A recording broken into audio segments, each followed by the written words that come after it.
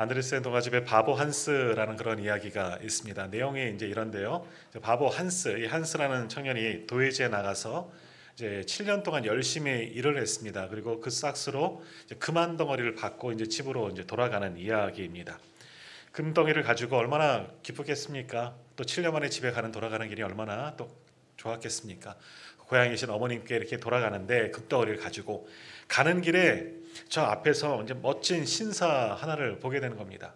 그 신사가 아주 멋진 말을 타고 이렇게 자기 앞으로 쭉 지나가는 것을 보고 너무 부러운 거예요. 너무 멋있는 거예요. 그래서 자기도 말이 있었으면 좋겠다. 그래서 그 금덩이로 말을 한 마리를 산 겁니다. 그리고 그 말을 타고 이제 집으로 가려고 하는데 말을 처음 타보니까 이게 말을 듣습니까? 말을 안 듣는 거예요. 그래서 말을 탔다가 떨어지고 말았습니다. 막 다쳤죠. 그래서 막 화가 나는 거죠. 이 말을 샀는데 쓸 데도 없고 타지도 못하고 어떻게 하면 좋을까? 그런 찰나에 앞에 소가 보이는 겁니다. 목장에 있어서 그 한 농부가 이 한 마리 소에서 소 젖을 짜고 있는 것을 보게 되는 거예요. 야, 저 소는 괜찮겠구나. 말처럼 날뛰지도 않고 소를 사면 매일마다 우유를 사서 젖을 짜서 먹을 수 있으니 소가 더 좋겠다 하는 그런 마음에 말을 팔고 소랑 바꾼 겁니다. 그래서 소 한 마리를 사가지고 또 집으로 가는데 우유를 짜려고 하니까 젖을 짜려고 하니까 웬걸요? 늙은 소를 산 겁니다. 젖이 잘 나오지 않은 거예요. 그래서 투덜투덜거리고 또 소를 가지고 가다가 또 그 소를 쓸모가 없으니까 살찐 돼지랑 바꾸게 됩니다. 그리고 그 돼지도 또 가지고 가다가 또 거위랑 바꾸게 되고 거위도 가지고 가다가 뭐랑 바꿨냐? 숫돌, 칼을 가는 숫돌과 바꾸게 된 겁니다. 처음엔 좋아 보여서 바꿨는데 막상 가지고 가니까 별 쓸모가 없는 거예요. 근데 마지막으로 바꿨던 그 숫돌도 우물가에서 쓰려고 하다가 우물에 퐁당 빠뜨리고 말았다 하는 겁니다. 결국 빈손이 되었습니다. 7년 만에 집에 가는데 황금 덩어리를 가지고 나왔어요. 근데 황금 덩어리가 말로, 소로, 돼지로, 또 거위로, 숫돌로 바뀌어지고 결국 그 황금 덩어리를 다 잃어버리고 만 겁니다. 다 잃어버린 거죠. 그러면서 이 한스가 뭐라고 이야기했느냐? 나는 아무것도 잃어버린 것이 없어. 귀찮은 것을 버렸을 뿐이야 하고 이야기는 끝이 납니다. 그리고 결국 7년이라는 세월도 허송세월한 거죠. 열심히 수고했지만 금한 덩어리 아무것도 손에 쥐지 못하고 집으로 돌아간다. 많은 것을 잃어버렸지만 나는 아무것도 잃어버리지 않았다. 쓸모없는 것을 버렸다. 그것만 생각할 뿐 이 이야기는 이렇게 끝나게 됩니다. 자, 이 이야기는요, 우리에게 중요한 것을 이야기하죠. 어찌 보면 이것이 우리들의 모습입니다. 우리도 지금 이 나이까지 지금까지 열심히 수고하며 살아왔지만 지금 내 손에 주어진 것은 뭐가 있느냐 한번 생각해 보십시오. 또 좋은 것을 얻기 위해 애쓰고 수고하며 노력했지만 때로는 다 잃어버리고 또 허랑방탕하게 다 낭비해버리고 나는 아무것도 낭비한 것이 없어, 잃어버린 것이 없어, 그냥 귀찮은 것 하찮은 것 버렸을 뿐이야, 그렇게 생각하고 있지는 않은가 한번 생각해 보시길 바랍니다. 자, 근데 이렇게 중요한 것을 잃어버린 것도 문제이지만 더 큰 문제는 뭐냐? 무엇을 잃어버린지 모르는 사람들도 있다는 거죠. 내가 많은 것을 잃어버렸는데 무엇을 잃어버렸는지도 전혀 모르는 것이 더 큰 문제이다 하는 겁니다. 더욱이 우리 신앙인들에게도 문제가 있습니다. 무슨 문제가 있느냐? 내가 교회는 다니고 믿기는 믿는다 하지만 정말 나는 하나님을 붙잡고 말씀을 붙잡고 있느냐, 아니면 하나님도 잊어버리고 말씀도 잊어버린 채 그렇게 살아가고 있지는 않느냐. 믿음이 있는 것 같지만 내 믿음 다 잃어버린 채 그렇게 교회 출석하고 있지만 그것조차 다 잃어버리지 못하고 그렇게 참 안타깝게 신앙생활하고 있는 것은 아닌가, 우리의 모습을 한번 돌아보는 시간들이 되기를 소망합니다. 더욱이 오늘 본문의 말씀을 통해서 우리가 잃어버리지 않아야 할 것, 하나님 그리고 내 믿음 꼭 지키시고, 다시금 올 한 해 우리 한국 사람은요, 언제부터 새해가 시작됩니까? 설날이 지나야 되잖아요. 1월달 한 달은요 연습이에요. 2020년 연습이에요. 지금부터 이번 주부터 이제 새해가 시작되어지는데 정말 2025년 새해에는요, 하나님 붙잡고 말씀 붙잡고 더 이상 잃어버리지 말고 정말 믿음으로 승리하고 영적 부흥과 성장을 이뤄나갈 수 있는 저와 우리 모든 성도님들 되기를 간절히 소망합니다. 자, 오늘 본문의 말씀 자, 느헤미야서 우리가 말씀을 잘 이 느헤미야는 보지는 않지만 느헤미야서는요 부흥에 대한 이야기, 특별히 영적 부흥에 대한 이야기를 부흥과 회복에 대한 이야기를 기록한 책이 이 느헤미야서이다 할 수가 있습니다. 자, 느헤미야는요 기원전 5세기 정도에 당시는 어떤 상황이 이스라엘이 완전히 망하고 우리가 아는 것처럼 70년 이 바벨론 포로기를 보내게 됩니다. 바벨론도 나라가 바꿔서 이제 페르시아, 성경에는 이제 바사라고 표현하는데 바사 시대 때 이제 해방되어서 고향 땅으로 돌아오게 된 이야기, 그것이 느헤미야서의 배경이 되는 그런 이야기죠. 이때 느헤미야도 포로로 잡혀갔다가 거기에서 아주 높은 관직에 오르게 됩니다. 그러다가 유다 총독으로 부임하면서 시작되어지는 이야기가 이 느헤미야서의 이제 배경이 되어지는데, 자, 느헤미야가 이제 그 나라가 망한 지 정확히 따져 한 150년 정도 되는 거예요. 포로는 70년 있지만 그 이후에 또 포로 기한이 계속 이루어지기 때문에, 그래서 거의 한 150년 만에 돌아와서 가장 귀한 일을 하게 되었는데, 그것이 뭐냐? 예루살렘 성을 재건하는 일을 했다 하는 겁니다. 예루살렘 성, 이것은 단순히 성이 아니라 하나님의 성전이에요. 근데 사실은 정확하게 말하면 성전을 제공하는 것은 아니고 성벽, 예루살렘 성벽을, 무너진 그 성벽을 수축하는 기사가 이제 느헤미야서에 그리고 에스라서에, 원래는 두 성경이 하나의 책이었다고 합니다, 자세히 기록되어져 있습니다.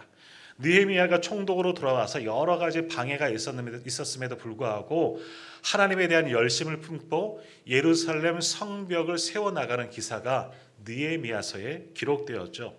그것도 그동안 나라가 멸망한 이후에, 예루살렘 성전이 무너진 이후에 150년에 만든 이런 일들을 했다는 거예요. 그것도 여러 나라의 방해, 여러 사람들의 방해가 있었는데 불과 52일 만에 굉장히 빨리 건축한 거예요.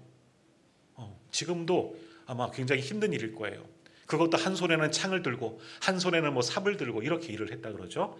그렇게 열심히 수고하여서 하나님의 성벽, 예루살렘 성벽을 재건하는 일을 한 사람이 바로 느헤미야였다 하는 겁니다.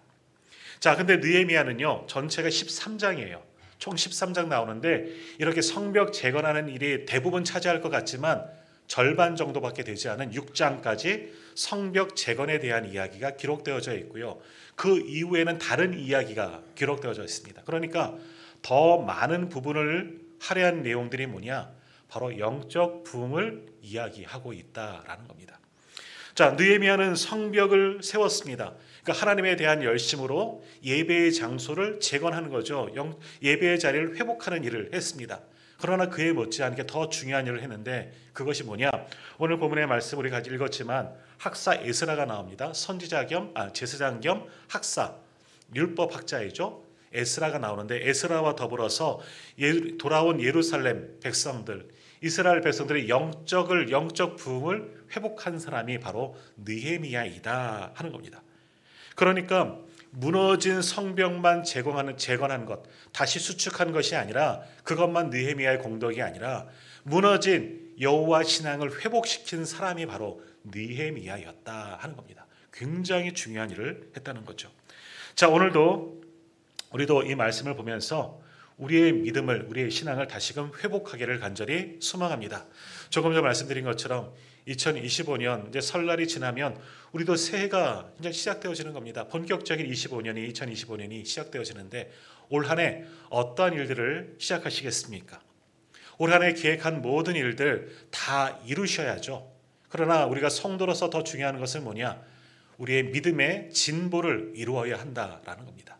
오늘 말씀을 통해서 다시 한번 결단하고, 올해는 우리 교회도 영적으로 질적으로 부흥하는 교회, 양적으로도 부흥하는 교회, 또 말씀표처럼 온누리의 복음을 전하여서 많은 영혼들을 구원하는 교회가 되기를 소망합니다. 또한 개인적으로는요, 우리의 믿음의 부흥이 일어나기를 간절히 소망합니다. 그렇게 양적으로 질적으로 영적으로 부흥을 이룰 수 있는 올 한 해가 되기를 주님의 이름으로 축원합니다. 자, 이제 오늘 본문 말씀 살펴보면, 이제 느헤미야를 통해서 무너진 성벽도 회복하고 이제 온 이스라엘 백성들의 영적인 부흥을 이루고자 하는데, 영적 부흥을 위해서, 다시가 말하면 여호와 신앙, 하나님 신앙을 회복하기 위해서 이 느헤미야가 한 일이 무엇이냐 하는 거죠. 오늘 말씀을 통해서 세 가지를 우리가 함께 상고하고자 하는데, 첫 번째, 이거는 오늘 우리에게도 똑같이 적용되는 겁니다. 영적 부흥은 하나님의 말씀을 사모하고 갈망하는 데에서부터 시작한다 하는 겁니다. 자, 우리가 부흥을 이루기를 원해요. 숫자적인 부흥도 마찬가지이긴 한데 부흥을 이루고자 하면 또 내 안에 영적인 부흥, 다시 말하면 믿음이 성장하기를 원한다면 무엇부터 해야 하느냐? 하나님의 말씀으로 돌아가야 한다라는 겁니다. 종교개혁가 루터도 뭐라고 했습니까? 오직 성경으로 돌아갔습니다. 하나님 말씀으로 돌아갔다는 거예요. 그러니까 우리가 진정으로 영적인 부흥을 이루기를 원한다면 하나님의 말씀으로 돌아가야 되는 것이고 말씀이 있는 자리로 은혜의 자리로 돌아가야 합니다. 말씀을 읽고 묵상하고 예배의 자리로 돌아갈 때 거기에서부터 영적 부흥이 시작된다 하는 겁니다. 자, 오늘 본문 말씀을 보십시오. 자, 바벨론을 포로로 잡혀간 지 70년 만에 이제 고향 땅으로 포로들이 3번에 걸쳐서 돌아오게 됩니다. 자, 그리고 모든 어려움을 무릅쓰고 느헤미야를 통해서 총독 느헤미야를 통해서 성벽을 건축해 나가기 시작합니다. 52일 만에 그 성벽을 완전히 재건하고 이제는 안전하게 성벽 안에 거주하고 편안하게 살 때가 오늘 말씀의 배경이죠. 자, 그런데 성벽은 재건하고 내 보금자리는 수축했지만 아직도 끝난 게 아니에요. 무엇이 진정으로 회복되어져야 하느냐? 이스라엘 백성들은요, 지금 포로로 고향 땅으로 돌아온 유대 백성들은 영적인 갈급함을 느꼈습니다. 왜? 그도 그럴 것이 나라가 망하고 바벨론으로 포로로 잡혀간 동안에는 하나님의 말씀을 들을 기회가 없었습니다. 이방 땅에서 이방신을 섬길 수밖에 없었고 여호와 신앙을 가질 수가 없었다는 거죠. 우리가 다니엘서에서 말씀을 보았던 것처럼 그곳에서는 우상을 섬겨야 하고 그 왕을 섬겨야 합니다. 그렇지 않으면 죽을 수도 있는 상황입니다. 그러다 보니 유다 백성들은 포로로 잡혀간 그 땅에서 여호와 신앙을 잊어버렸습니다. 말씀이 읽지만 말씀을 읽지도 못하였고 말씀을 가르치는 사람도 없고 하나님 앞에 예배 드릴 수조차 없었다 하는 거죠. 이제는 고향 땅으로 돌아와서 이제 그 황폐한 성을 바라보면서 다시금 성벽은 재건하고 보금자리는 재건했지만 하나 더 해야 할 것이 뭐냐? 예배의 처소를 회복하고 예배를 회복하는 일이 남아 있습니다. 그래서 이때 어떻게 했느냐? 느헤미야는 오늘 말씀에 보면 성벽을 재건한 후에 바로 일주일 정도 지난 때입니다. 모든 백성들을 수문학 광장에 모이라 말씀하고 있습니다. 우리 1절 말씀, 오늘 보면 느헤미야 8장 1절 말씀을 한번 같이 읽어보도록 하겠습니다. 1절 말씀 같이 읽겠습니다. 이스라엘 자손이 자기들의 성읍에 거주하였더니 7째 달에 이르러 모든 백성이 일제히 수문 앞 광장에 모여 학사 에스라에게 여호와께서 이스라엘에게 명령하신 모세의 율법책을 가져오기를 청하매. 아멘. 성벽 재건 후에 7월 초하루, 7월 첫날이죠. 모든 백성들이 수문학 광장 앞에 모였다 하는 겁니다. 자, 이때 포로로 귀환한 이스라엘 백성들 학자들은 적어도 한 3만 5천 명에서 5만 명이라고 추정합니다. 그러니까 5만 명 정도의 사람들이 예루살렘 성에 살고 있는 모든 사람들이 수문앞 광장이란 넓은 광장이 있었나 보죠. 그곳에 다 모였습니다. 2절 말씀에 보는 것처럼 알아들을 수 있는 말귀를 알아듣는 사람들, 그러니까 뭐 어린 아이들부터 노인에 이르기까지 남녀노소 말을 알아들을 수 있는 사람들은 다 모인 겁니다. 뭐 하기 위해서 모였다고요? 모세의 율법책, 여호와께서 이스라엘에게 명령하신 모세의 율법책, 다시 말하면 성경입니다. 구약 성경인 거죠. 모세의 율법책에는 특별히 모세 오경, 창세기, 출애굽, 레위, 민수기, 신명기를 이야기하는 것이지만 성경을 이야기하는 겁니다. 성경의 말씀을 듣기 위해서 모든 이스라엘 백성들, 포로로 귀환해 포로로 잡혀갔다 돌아온 사람들이 함께 모였다는 겁니다. 수문학 광장에 모든 백성들이 함께 모였어요. 왜? 하나님의 말씀 앞에 그 말씀을 듣기 위해서 모였다 하는 겁니다. 자, 우리가 말씀 앞에 모여야 하는 겁니다. 오늘 우리 모든 성도님들도 말씀을 듣기 위해서 하나님의 말씀 앞에 모이는 거예요. 이렇게 말씀을 사모하며 모이는 것이 굉장히 중요합니다. 개인적으로도 우리가 말씀을 사모할 수 있죠. 나 혼자 집에서 말씀을 묵상하고 또 말씀의 은혜를 받을 수 있습니다. 이것도 분명히 필요합니다. 하지만 함께 모여서 말씀을 나누고 말씀을 듣고 말씀을 배우는 것도, 소위 말하는 함께 모여 예배하는 것이 무척이나 중요하다라는 겁니다. 오히려 그럴 때 믿음의 성장이 더 빨리 일어날 수가 있다는 거죠. 사도행전 2장에 보면요, 부흥의 기사가 나오죠. 사도행전 2장은 어떤 이야기입니까? 오순절 성령 사건을 이야기합니다. 언제 성령이 그들 가운데 임했습니까? 120명의 성도들이, 사도들을 중심으로 한 120명의 성도들이 마가의 다락방에 함께 모여서 함께 기도하는 가운데 성령의 역사가 일어나게 되었고, 모두 성령의 충만함을 받고 거기에서부터 부흥의 역사가 시작되었다, 분명히 말씀하고 있습니다. 그러니까 함께 하나님이 주시는 부흥의 은혜를 경험하려면, 영적인 부흥을 경험하려면 먼저 모여야 돼요. 말씀을 붙잡고 함께 모여 함께 말씀을 묵상하고 말씀을 나누고, 그리고 그 말씀을 붙잡고 함께 기도할 때 거기에서부터 영적 부흥이 시작되어지는 줄 믿습니다. 자, 올해도 마찬가지입니다. 영적 부흥을 일어나기를 원한다면 우리가 함께 모이십시오. 함께 모여 주일 낮 예배 드리고, 주일 찬양 예배도 드리고, 수요 예배도 드리고, 더 말씀을 사모하시는 분들은 새벽을 깨우고 함께 모여서 말씀을 나누고, 또 어디에서? 구역에서도, 사랑방에서도 모여서 열심히 말씀의 은혜를 나누십시오. 거기에서부터 부흥의 역사가 시작되는 줄 믿습니다. 모이는 거예요. 주님의 이름으로 주님의 말씀을 붙잡고 모일 때 바로 거기에 누가 계십니까? 우리 주님이 함께 계시는 줄로 믿습니다. 함께 모여 말씀의 은혜를 나누는 것에서부터 부흥의 역사가 시작되는 줄 믿습니다. 그러나 사단은 이것을 방해합니다. 모임을 회하는 자가 바로 사단입니다. 사단은요, 모이는 것을 굉장히 싫어해요. 성도들이 믿음으로 모이고 말씀으로 모이고 예배로 모이는 것을 어떻게든 방해하려고 합니다. 그래서 결단할 때 우리도 경험하지 않습니까? 올해 한번 열심히 해보겠다. 이것도 해보고 저것도 해보고 예배도 열심히 드리고 기도도 열심히 하고 말씀도 열심히 읽고, 그러려고 작정하면 꼭 뭔가 문제가 생깁니다. 교회도 한번 열심히 출석해보려고 하면 그날 꼭 무슨 문제가 생기더라고요. 무슨 사고가 난다든지 급한 일이 생긴다든지 무언가 내 믿음을 회방해 놓으려고 합니다. 함께 모이기로 약속을 했어도 약속하는 그날 꼭 문제가 생깁니다. 그런 경우가 많이 있습니다. 다 사단이 하는 겁니다. 왜? 우리가 모여서 함께 믿음 생활하고 함께 말씀으로 모이는 것을 방해하기 위해서 사단은 여러 가지 문제들을 만드는 겁니다. 그것이 사단이 하는 일이에요. 모이기는 해. 근데 이것 먼저 하고, 스크루테이프의 편지에 나오는 그런 이야기예요. 사단이 계속 방해해요. 사단은 우리가 다 하라는 거 예배도 드리고 기도도 하고 말씀도 읽고 모여. 그러나 이거부터 하고 가자. 이게 먼저 급한 거 아니니? 이거부터 처리해 놓고 가자. 이것이 사단이 하는 일이다라는 거예요. 그럼 이것을 물리칠 수 있는 힘은 뭐겠습니까? 기도밖에 없습니다. 예수님도 기도 외에는 이런 일을 물리칠 수 없다고 말씀하지 않으셨습니까? 기도함을 통해서 사단의 모든 관계를 물리치시고 모여야 합니다. 모여서 예배하고 말씀의 은혜를 나눌 때 거기에서 진정한 부흥의 역사가 일어나게 되는 줄로 믿습니다. 올 한 해 열심히 모입시다.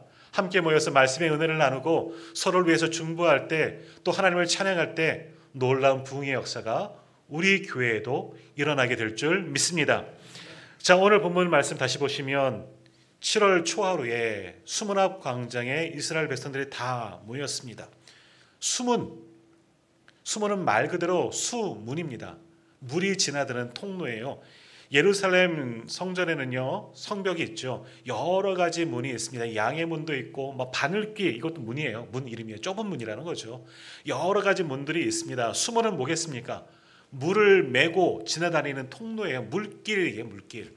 물을 들여 왔다 갔다 하는 그런 통로. 그러니까 말 그대로 수문인 거죠.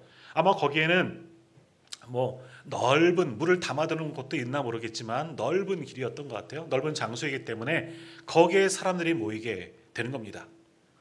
자, 7월 첫날은 어떤 날이냐?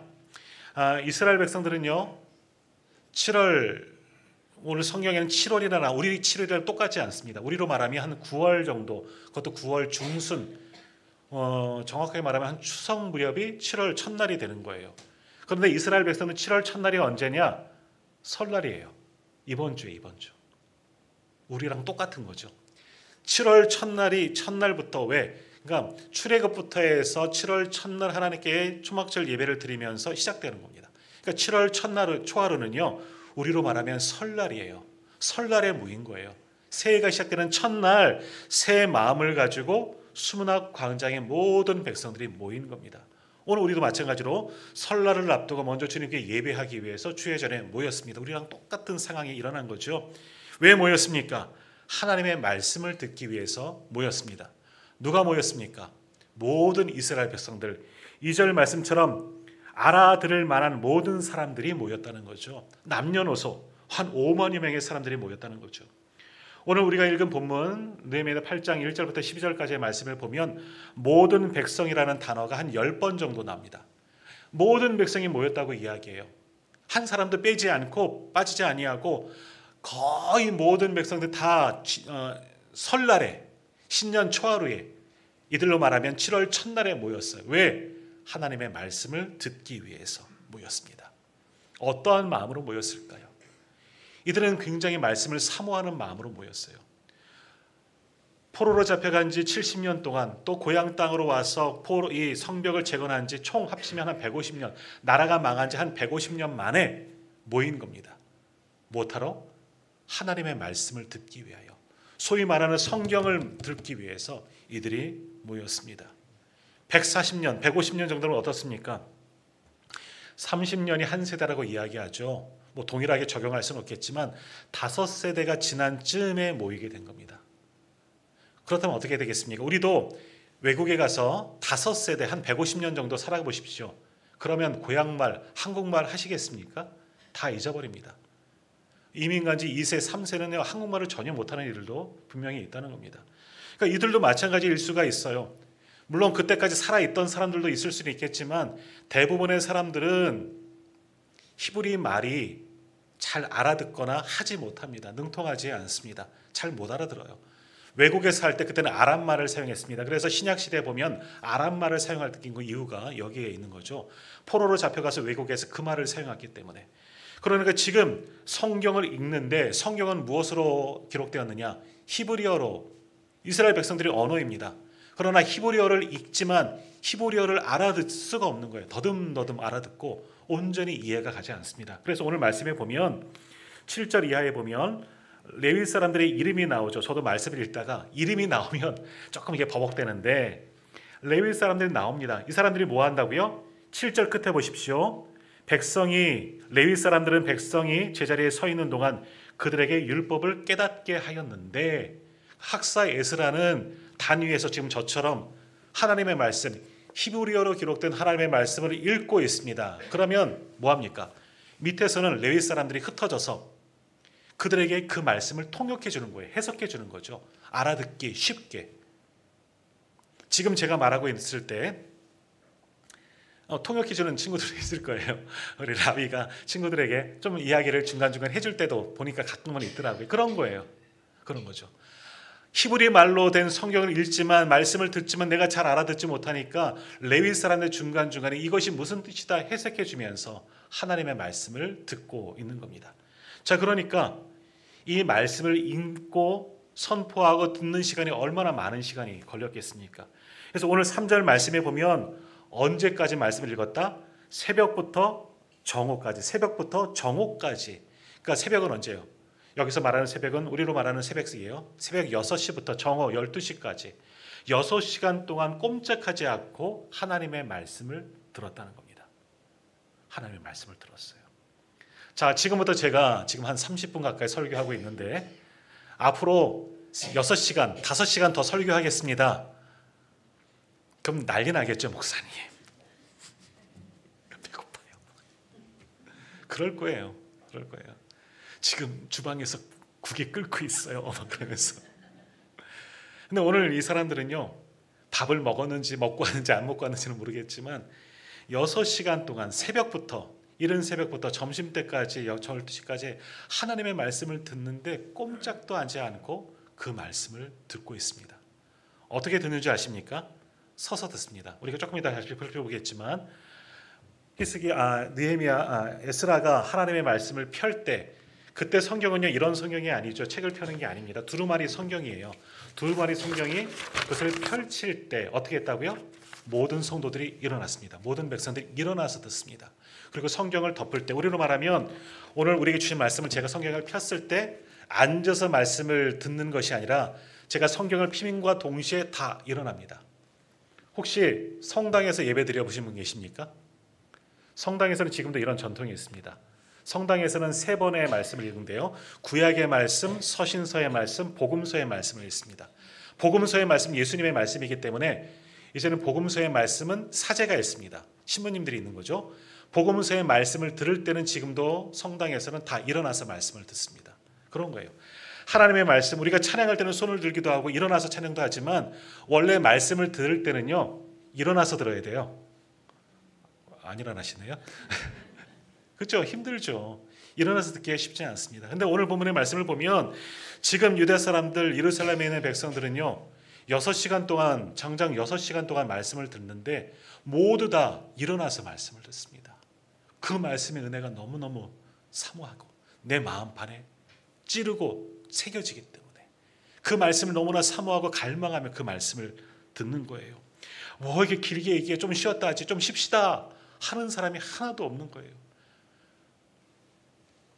더욱이 3절 말씀 다시 한번 보시면은요, 3절 끝에 뭇 백성이 그 율법책에 귀를 기울였는데 라는 말씀이 있습니다. 그러니까 귀를 기울였다, 말씀 잘 듣기 위해서. 당시에는 뭐 마이크가 없기 때문에 그 말씀이 잘 안 들리기 때문에 귀를 기울였다, 이 말씀도 있지만 귀를 기울인다, 히브리어 원어적인 뜻은 뭐냐 하면 나무를 정교하게 새기다, 조각하다 하는 뜻이 귀를 기울이다는 뜻이에요. 우리가 흔히 하나님의 말씀을 어디에 새기라? 내 마음판에 새기라, 이렇게 듣는 겁니다. 하나님의 말씀을 귀로 듣는 것이 아니라 그 말씀을 들으면서 내 신비에, 내 말씀에 새길 정도로 집중하여 말씀을 듣는 것이 오늘 말씀에 귀를 기울였다 하는 겁니다. 오늘 성도님들 말씀 그렇게 듣고 계십니까? 들으면서 한 귀로 빠져나가지 않습니까? 한쪽 귀를 그렇다면 막고 들으십시오. 아무튼 집중하여 말씀을 들으십시오. 내 마음판에 새겨질 정도로 그 말씀을 묵상하여 들으십시오. 오늘 그렇게 말씀을 듣고 있습니다. 왜? 말씀이 얼마나 좋은지. 지금 최소한 70년 이상 됐잖아요. 100여 년 만에 하나님의 말씀을 듣는 것이 얼마나 기쁜지. 이방 땅에서 포로로 살면서 예배할 수도 없었고 말씀을 들을 수 없었는데 이제 고향 땅에 돌아와서 무너진 하나님의 성전을 회복하고 그 안에서 말씀을 듣는 것이 너무나 은혜인 거예요. 너무나 기쁜 거예요. 감격하며 그 말씀을 들었다는 거죠. 그러니 그 은혜가 얼마나 크겠습니까? 오늘 예배하는 우리 모든 성도님들도, 저와 우리 모든 성도님들도 말씀을 전하는 자나 말씀을 듣는 자나 함께 모여서 하나님의 말씀을 사모하며 말씀을 들으시기를 소망합니다. 그럴 때 우리 마음판에 그 말씀이 새겨지고 그 말씀이 우리 속에서 작동하여 우리 안에서 영적 부흥을 일으켜 주실 줄 믿습니다. 말씀을 사모하는 자에게 하나님의 은혜가 충만히 임하게 되는 줄 믿습니다. 자, 두 번째, 이렇게 말씀을 들었고요. 두 번째로 영적 부흥을 이루기 위해서는 그 말씀을 경외함으로 순종하는 겁니다. 경외함은 순종까지 이루어지는 게 경외입니다. 경외한다는 말의 뜻은 뭐냐? 하나님의 말씀을 경외한다. 그 말씀을 깊이 존경하는 겁니다. 높이는 거죠. 그리고 그 말씀으로 내 마음과 행동의 변화가 일어나는 것. 그것이 경외한다라는 태도입니다. 하나님을 경외한다. 무서운 분이 아니라 하나님의 권위 앞에 하나님의 말씀을 받고 내가 그 말씀대로 순종하는 것. 그것이 진정한 경외하는 겁니다. 오늘 이스라엘 백성들은 하나님의 말씀을 듣고 경외합니다. 들은 말씀, 내 마음에 새겨진 말씀대로 살고자 애쓰고 수고하며 노력하기로 다짐하고 결단했다는 말입니다. 자, 오늘 본문 5절과 6절 말씀. 자, 5절 6절 우리 함께 읽겠습니다. 에스라가 모든 백성 위에 서서 그들 목전에 책을 펴니 책을 펼 때에 모든 백성이 일어서니라. 에스라가 위대하신 하나님 여호와를 송축하며 모든 백성이 손을 들고 아멘 아멘 하고 응답하고 몸을 굽혀 얼굴을 땅에 대고 여호와께 경배하니라. 아멘. 오늘 이게 말씀을 듣는 성도들의 모습이에요. 어떻게 했다고요? 에스라가 책을 펴니 두루마리 성경을 펼쳤더니 모든 백성들 자리에서 일어납니다. 그리고 에스라가 하나님을 송축하니 찬양하지. 오늘도 장로님 손을 들고 찬양합시다 했잖아요. 찬양하니 모든 백성이 손을 들어 하나님을 송축하고 경배했다. 그리고 하나님 앞에 엎드려 경배했다. 진심으로 하나님의 말씀을 사모하면서 그 앞에 경배하며 경외하며 그 말씀을 받고 있다 하는 겁니다. 자, 우리 몸이 건강하기 위해서는 밥을 잘 먹어야 하죠. 잘 먹고 잘 살아야 합니다. 오늘 우리 교회학교 아이들 세배했는데 갑자기 덕담 하려니까 막 생각이 덕담을 잘 안 해봐 갖고 잘 먹고 잘 살아라 그랬어요. 근데 그게 진리예요. 건강하라는 이야기죠. 잘 먹지 못하면 건강하지 못합니다. 그럼 잘 살 수가 없어요. 잘 먹고 잘 살고 잘 누고 잘 자는 것, 그 최고의 건강입니다. 마찬가지예요. 우리 영혼이 건강하기 위해서 어떻게 돼요? 하나님의 말씀을 잘 먹어야 돼요. 집중하여 잘 듣고 그럴 때 말씀을 먹는다는 거죠. 그러니 시편은 뭐라고 얘기합니까? 그 말씀이 꿀처럼 송이꿀처럼 더 달도다라고 말씀합니다. 그럴 때 그 말씀이 우리 안에 새겨지는 것이고 말씀이 생명의 양식으로 우리에게 다가오는 겁니다. 그러면 그 말씀이 하나님의 복을 받는 축복의 통로가 되는 줄 믿습니다. 오늘도 우리는 말씀을 사모하며 하나님의 말씀을 오늘 이 이스라엘 백성들처럼 정말 감사함으로 받으십시오. 일어서서 말씀을 듣지는 않지만 하나님 나에게 말씀하여 주옵소서. 종이 듣겠습니다. 오늘 이 성도들처럼 이사야처럼 나에게 말씀하시는 하나님의 말씀을 마음으로 활짝 열고 받으십시오. 그 앞에 머리를 숙이십시오. 그럴 때 말씀의 은혜가 우리 가운데 충만하게 임하게 되는 줄로 믿습니다. 그러면 하나님의 말씀은 길이요 진리요 생명이다 하는 말씀처럼 우리의 앞길을 열으셔서 형통케 하시는 줄로 믿습니다. 말씀의 모든 비밀이 다 담겨져 있는 거예요. 그러므로 그 말씀을 사모하고 그 말씀을 붙잡고 살아갈 수 있는 복된 하나가 되기를 간절히 소망합니다. 그렇게 하나님의 말씀을 경외함으로 받아야 돼요. 하나님의 말씀 앞에 겸손히 서서 하나님은 어떠한 말씀이든지 오늘 장로님 그렇게 기도하셨지만 어떠한 말씀이든지 하나님의 말씀으로 받겠습니다. 얼마나 귀한 기도입니까? 그 말씀대로 받는 우리 성도님들 되기를 소망합니다. 어떻게 저도 말씀을 준비하지만 또 제가 제 임의대로 준비하는 것이 아니라 주신 말씀대로 교회력에 맞춰서 말씀을 준비하지만 하나님께서 영감을 주셔서 또 주신 말씀이요. 말씀을 전하면서도 저도 제가 은혜가 없으면 말씀이 잘 선포되지 않습니다. 그래서 저도 말씀을 준비하면서 말씀의 은혜를 받으려고 읽어보면서 몇 번이나 읽으면서 은혜를 받고 깨닫지 않으면 말씀이 잘 선포되지 않습니다. 오늘 성도님들도 때로는 목사님이 목회자가 앞에서 말씀을 선포할 때 죽을 때도 있어요. 어떤 때는 내려와서 말씀이 신통치 않구나. 나도 잘 이해가 되지 않을까. 그럴 때도 분명히 있어요. 그러나 들으실 때는 주여 귀한 말씀인 줄 믿습니다. 그러한 마음으로 들으십시오. 그럴 때 귀한 말씀으로 생명의 말씀으로 내 안에 새겨지게 될 줄로 믿습니다. 그러면 하나님의 말씀을 경외하며 말씀을 받을 때 놀라운 하나님의 말씀의 은혜가 우리 모두에게 임하게 될 줄 믿습니다. 그럴 때 거기에서 영적인 부흥이 또다시 일어나게 되는 거죠. 자, 마지막으로 똑같은 말씀이지만 말씀을 들었다면 이제는 순종하며 실천하며 살아가야 합니다. 먼저는 모여서 말씀을 듣고 그 말씀을 경외함으로 받고 세 번째는 말씀에 순종하는 삶을 살아야 하는 겁니다. 자, 오늘 본문 말씀 9절 말씀으로 함께 같이 읽겠습니다. 9절입니다. 백성이 율법의 말씀을 듣고 다 오는지라 총독 느헤미야와 제사 겸 학사 에스라와 백성을 가르치는 레위 사람들이 모든 백성에게 이르기를 오늘은 너희 하나님 여호와의 성일이니 슬퍼하지 말며 울지 말라 하고 아멘. 자, 오늘 말씀을 듣는데 백성들이 눈물을 참을 수 없다. 눈물을 흘리면서 듣습니다. 왜 그럴까요? 말씀을 듣는 것 자체만으로도 감격인 거예요. 처음 말씀드린 것처럼 전 100여 년 만에 고향 땅에 돌아와서 무너진 성벽을 재건한 이후에 하나님의 말씀을 들으니 얼마나 감격이 넘칩니까? 같은 이야기일 수는 없지만 제가 이제 기억나는 거는요. 군대 입대해서 또 군대 얘기한다죠. 군대 입대해서 신교대 한 2주는 예배를 못 드렸어요. 청년 시절에도 저도 열심히 예배 드렸는데 2주 동안은 교회를 신교대니까 목사님이 오셔야지 예배 드려야지 저는 그랬는데 목사님이 안 오셨어요. 이제 3주가 되었을 때인가 목사님이 오셔서 예배를 드리고 저는 그 앞에서 또 기타 칠 사람에서 제가 손 들고 나가서 기타를 쳤는데 요 앞에서 제가 침튀었다고 얘기했잖아요. 지난주인가요? 기타를 치면서 예배하는데 감격이 되더라고요.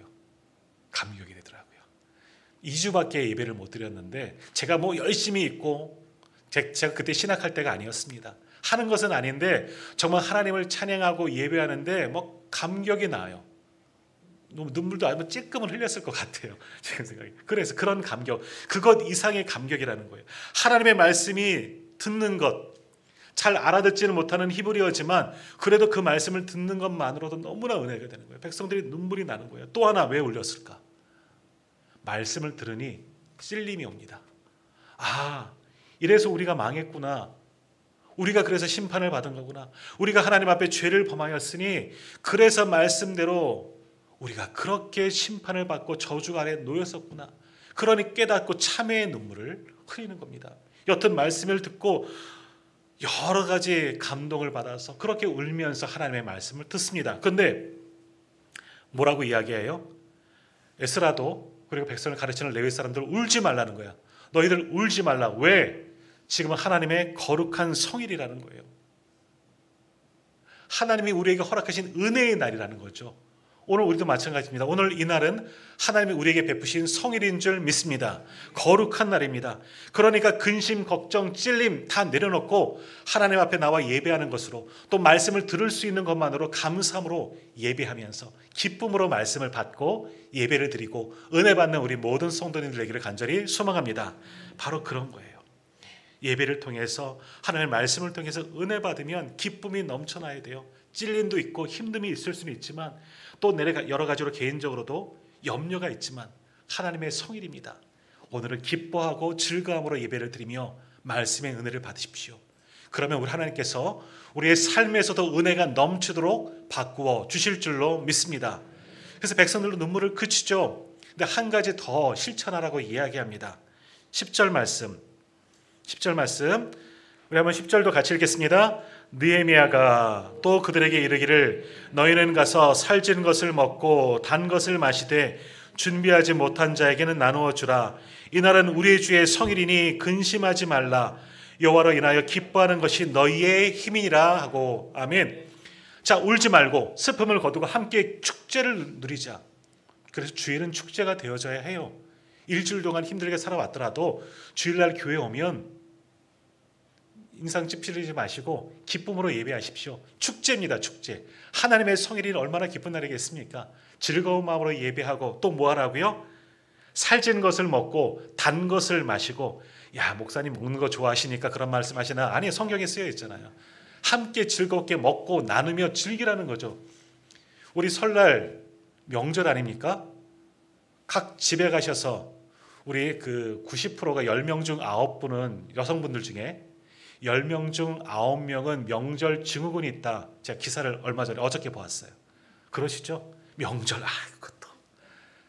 한데 왜 준비합니까? 왜 그렇게 합니까? 온 가정이 먹고 마시며 함께 이 기쁜 날을 함께 즐기려고. 마찬가지예요. 주일은 함께 먹고 마시며 뭐 세상적인 거 마시는 거 아니에요. 즐거워하는 날이 주일이라는 거예요. 하나님의 안식이니. 근데 우리만 즐거워하라? 뭐라고 이야기하죠? 준비하지 못한 자에게는 나누어 주라. 함께 이웃들과 나누어서 하나님의 성일을 축제처럼 즐기자. 12절도 한번 보십시오. 12절 제가 읽을게요. 모든 백성이 곧 가서 먹고 마시며 나누어 주고 크게 즐거워하니 이는 그들이 그 읽어 들려준 말을 밝히 알미라. 그들 속에 말씀의 기쁨이 넘쳐나니까 교회 안에서만 아니라 삶의 조례에 돌아가서도 받은 은혜를 나누는 겁니다. 내가 있어서 나누는 것이 아니라 하나님의 말씀을 실천하는 거예요. 받은 은혜를 나누고 이웃들과 그 즐거움을 함께 나누는 거예요. 축제함으로 또 한 주간을 살아가는 겁니다. 그래서 모든 백성이 함께 나누고 어떻게 했다? 크게 즐거워하였다. 성경은 오늘 말씀하고 있습니다. 이렇게 교회 안에서 말씀의 은혜, 예배의 감격과 은혜가 넘치고 함께 즐거워하니 기쁨이 넘쳐나니 당연히 부흥이 일어나지 않겠습니까? 오늘 예루살렘에 모여서 하나님의 말씀 앞에 선자들 그렇게 하나님의 말씀을 사모하는 마음으로 듣고 함께 모여서 그 말씀을 마음판에 새기고 그 말씀을 실천하니 실제적인 영적인 부흥도 일어나게 되었다 하는 겁니다. 오늘 우리도 마찬가지입니다. 오늘 명절을 앞두고 모였습니다. 이제 고향으로 가시는 분도 있고 저희도 부모님 댁에 가야 합니다. 하지만 먼저 하나님 앞에 예배하면서 말씀의 은혜를 사모하고 예배드리는 감격을 누리고 집으로 돌아가십시오. 그리고 받은 은혜를 함께 나누십시오. 우리 식구들에게, 믿지 않는 우리 친지들에게 나를 사랑하시는 주님, 하나님의 말씀, 나를 구원하시는 그 생명의 말씀을 힘써 증거할 때 우리 모든 식구들, 모든 가문위에도 하나님의 은혜가 넘쳐나게 될 줄로 믿습니다. 그리고 말씀을 듣는 모든 분들도 다 믿고 주님께 돌아오게 될 줄로 믿습니다. 오늘 예배하는 우리 모든 성도들, 이제 2025년 새해에는요, 말씀을 사모하십시오. 열심히 말씀에 귀를 기울이십시오. 내 마음판에 새기십시오. 여기서 열심히 모여서 또 예배하지만 개인적으로도 올해는 한번 성경 통독해 보십시오. 말씀을 읽고 묵상하고 받은 은혜를 가지고 나누십시오. 그럴 때 질적으로, 양적으로, 영적으로 성장하는 놀라운 부흥의 역사가 올 한 해 우리 가운데도 일어나게 될 줄로 믿습니다. 그런 부흥을 경험하는 우리 모두가 다 되시기를 주님의 이름으로 축원합니다. 기도하겠습니다.